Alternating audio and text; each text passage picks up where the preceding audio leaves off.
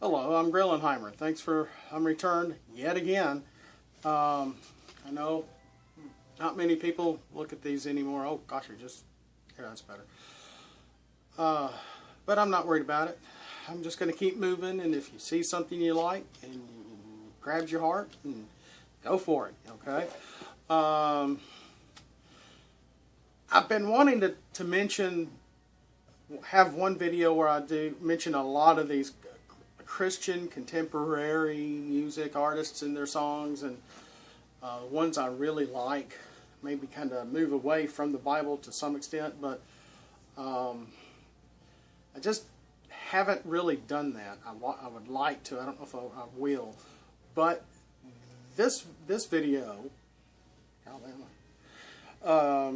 Oh, by the way, I actually plugged in the Genesis.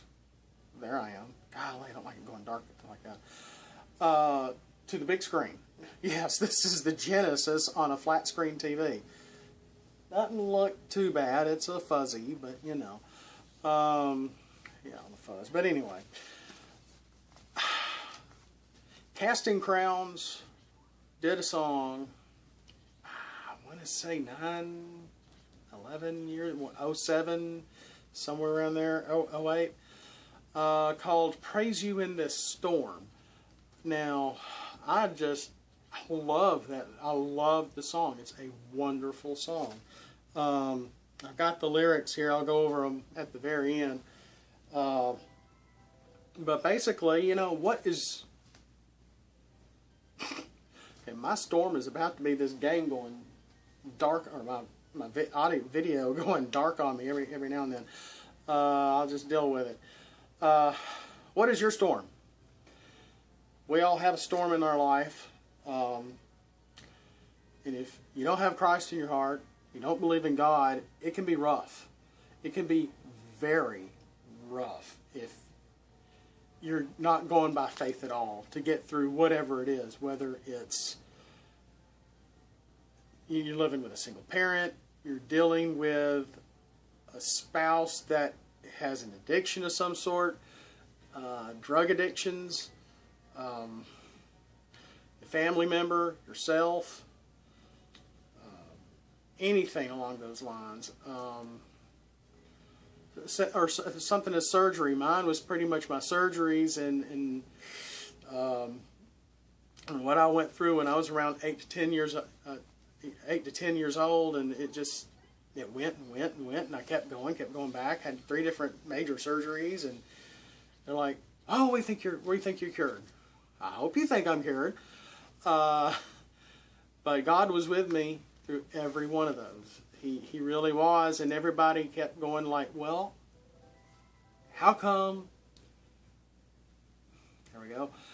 How come you don't seem bothered by this? How are you so happy? How are you content? Aren't you stressed that you're about to go into surgery for this? And I'm like, no. God's with me. I'm perfectly fine.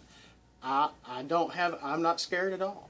And I wasn't. I went through a lot of mess and had to learn how to walk again and all sorts of stuff. And we didn't have therapy back then, per se. It was like, oh, you can walk down these steep stairs up and down? Okay, bye. And my mom was like, what? And I was like, what? The third surgery, I should say, really went a little better, but it was a different state, blah, blah, blah. I've got 4 minutes. I don't want to talk about myself too much. But what is your storm? Praise you in this storm. Well, let me go ahead and read the lyrics. I was sure by now, God, you would have reached down and wiped our tears away, stepped in and saved the day. But once again, I say amen, and it's still raining. As the thunder rolls, I barely hear your whisper through the rain. I am with you. And as your mercy fails, I'm trying to keep myself composed here, raise my hands and praise the God who gives and takes away. And then the chorus goes, and I'll praise you in the storm, and I will lift my hands, for you are who you are, no matter where I am. And every tear I've cried you hold in your hand. You never left my side. And though my heart is torn, I will praise you in this storm. I remember when I stumbled in the wind, You heard my cry to you, and you raised me up again. My strength is almost gone. How can I carry on if I can't find you? But as the thunder rolls, I barely hear you whisper through the rain, I am with you. I'm with you. And as your mercy falls, I raise my hands and praise the God who gives and takes away. Then the chorus goes again. I lift my eyes unto the hills. Where does my help come from? My help comes from the Lord, the maker of heaven and earth. And what do I normally say? Wow. That is a very powerful song. It was, I'm just going to call them casting crowns because that's who they are. I don't want to, this person and this person wrote it and this person sung it and this person played it and then they recorded it here. I'm not going to do all that. It's casting crowns. It was inspired by a little girl, Erin Browning, and her parents and what they went through. And I think she passed away in 2007. And the song wasn't fit. She never got to hear the song. But, the heroes of the Bible, they had their storms. They had patches in their life which made them stronger, that helped them to cling to God, where their acts of faith to help us show how much mercy God does and love does have for us. And it's just all the more important. Let's just take Noah for example. The flood, the ark, and building of the ark.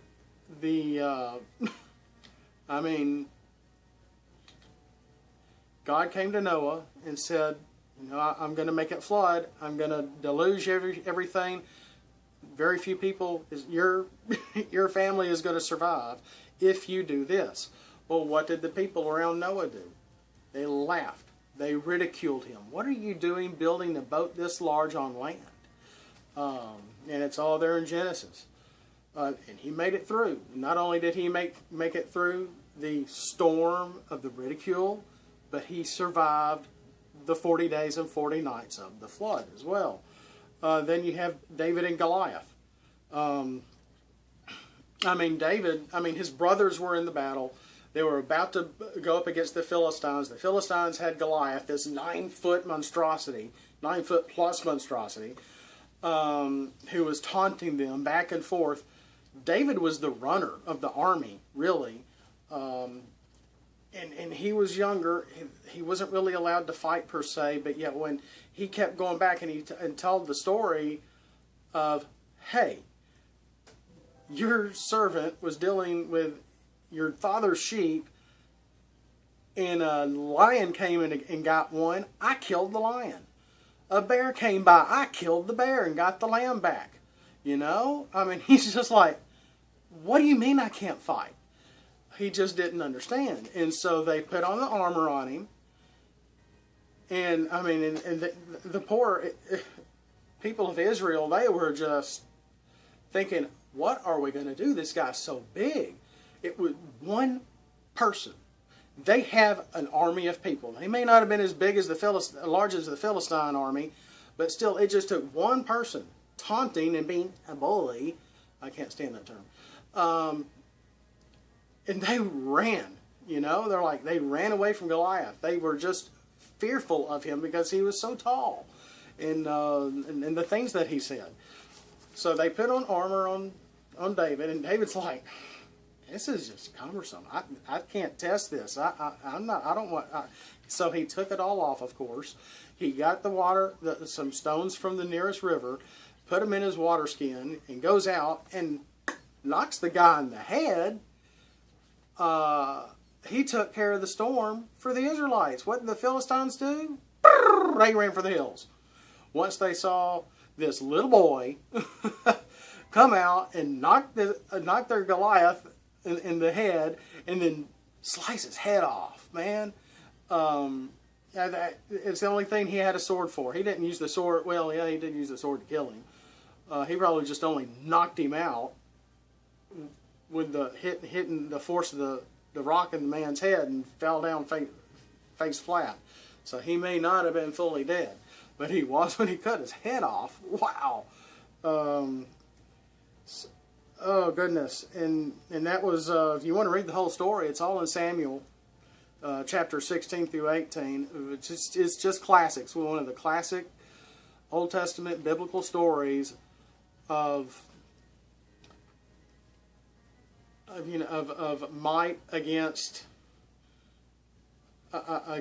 against the faithful, and David was faithful, and it was his faith in God that helped him use his mind and go, I'm going to take this guy down. I can't believe you're letting this guy run all over you, you know. Then, of course, we have Moses and the Egyptians when he had the help of God, and when they went through the Red Sea, and then that was their deal. They were trying to flee the Egyptians most of the time, and it was, I mean, can you imagine following Moses, and he has his big old cane, and they're like, what are you doing? The Red Sea's there. We can't cross. Are you daft? And then the Red Sea parts, and they all go through it. That takes faith. I haven't seen that Exodus movie. I hear it's okay. But I just can't imagine walking through and being one of the faithful and looking at walls of water on each side and going, when is this going to close? Let's go. And it took them a while. If you go back to Exodus 14, 24 through 28, if I remember correctly, it starts in the morning. And they don't cross the sea until like evening. It takes them all day to get through it. And of course, when the Egyptians are in the middle, that's when the God read too much Harry Potter, confuses the Egyptians to get them to, so they're not continuing really much. They're all just in the middle of the open sea that he opened up, and then he closed it, and they all died. Not one survived, according to the Bible. And so that was Moses' storm. Simply trying to flee the Egyptians. God intervened and helped free them and get them away from the Egyptians to the other side of the sea. Then you have Abraham. What was Abraham's story? What was his storm? To kill his own son. He feared God so much he was going to kill his oldest boy, and took him up there. And his son and he leaves the servants behind to tend to the goat or chariot or whatever. And his son's like, well, Dad, where's our offering? Where's the sheep? You know, are we not going to use that goat back there?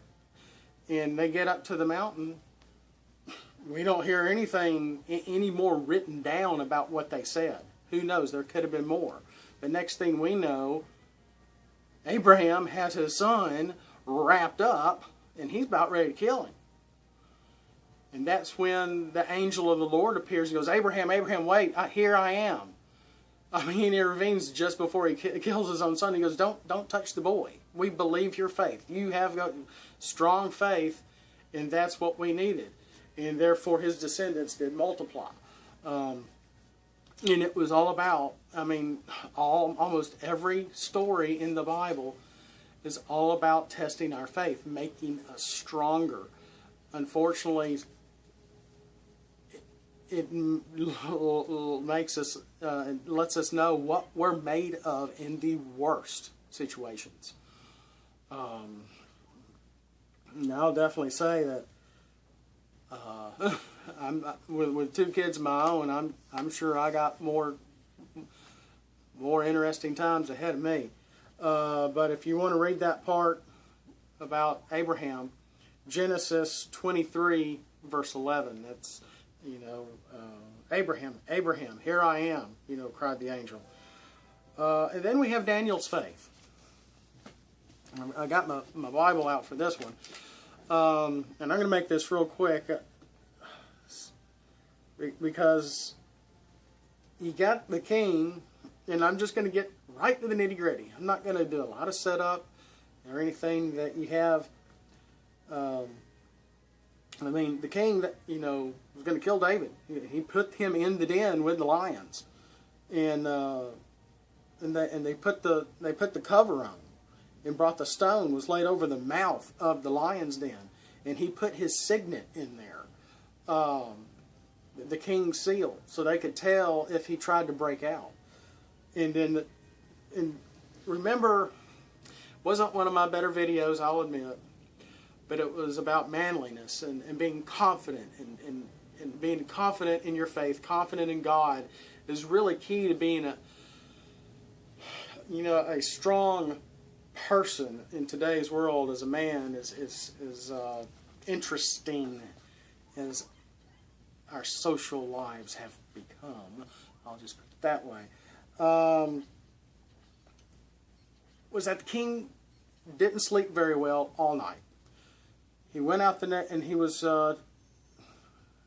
troubled, and came back, went to go check on Daniel, and is almost taunting Daniel yet again. Daniel, servant of the living God, has your God, whom you constantly serve, been able to deliver you from the lions? It's almost, you can almost hear a sneer in there. And then Daniel spoke to the king. And imagine this, you put someone to be eaten by lions, and they're in there all night in the lion's den. That's what they did to a lot of Christians back then too.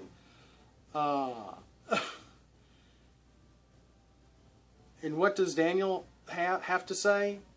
This is when his confidence shows. This is when his faith is really revealed. Not just because the angel of the Lord muffled the mouths of the lions, no. O king, live forever. Wow. You're going to tell the person who's tried to kill you, hey, live forever. But that could have been very well just what he needed to say as far as the right thing to say, so to speak, when you first see the king. Don't know. But keep going. My God sent his angel and shut the lions' mouths, and they have not harmed me, inasmuch as I was found innocent before him, and also toward you, O king, I have committed no crime. Let me read that again. My God has sent his angel and shut the lions' mouths, and they have not harmed me, inasmuch as I was found innocent before him, and also toward you, O king, I have committed no crime. That, like I said, I'm just going to say it, Daniel had balls, okay? He had a lot of confidence to not just say that to anyone, but to say that to the king who tried to kill him by putting him in with the lions.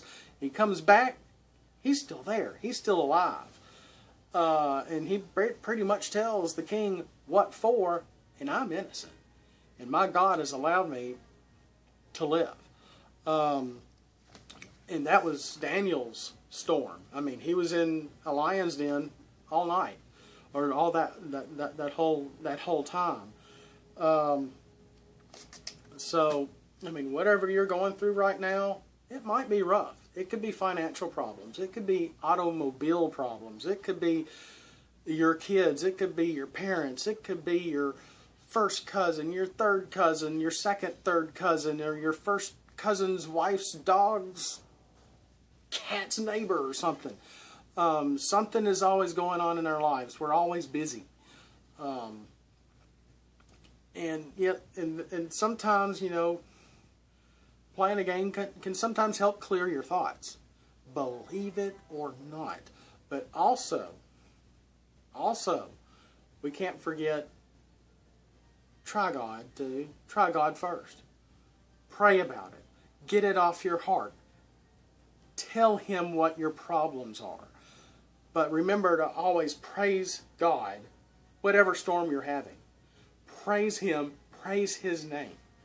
If you think it was him that took away your sister, and your sister has passed, or a loved one has passed, and you think God has taken them away, where are they now? If you're Christian, you know they're in heaven, that they're no longer fighting whatever disease, cancer, or whatever that ailed them while they were alive. It's gone. That's the best thing you can have, is to be joyous. Here we go. go again. Be joyous where they are, because you know where they are and that they are taken care of. In the meantime, we need to be stronger and become stronger and let our faith and love take a hold of us more than our grief. Grieving is good too. It is a form of love. But mourning for too long can also be unproductive. I'll just put it that way. Thanks a lot for watching. Whatever storm you're going through, pray about it. Pray for it. I'll pray with you if you need me to. I've gone 20 minutes. What did I used to say? I wanted to be how long these things to be? 7 or 8? Ha! Right. But yeah, Genesis Bloodlines. And next time we'll have something different. I was really looking for something with a storm. I meant to put ghouls and ghosts in. Oh well. Anyway. And Guile Turn is about 56 years old now. Yeah, Street Fighter 2. It's got his birth date in it. It looks great on the big TV. But thanks for watching. I do these whenever I happen to be inspired, when I have something come to mind, and I'm trying to put everything together, and and I appreciate, if you're watching these and you like them, please make some comments. I'm not always on YouTube all the time. You can subscribe to me, check out the other videos. Some of the earlier ones are kind of funny and interesting and not very organized. I've gotten a lot better, a little more concise with talking a little bit and piecing things together. So I appreciate you watching, and thanks so much. And don't give me the credit. Give it to God. Through God, everything is possible. Through God, everything is love. And thanks a lot for all you do. Have a great night.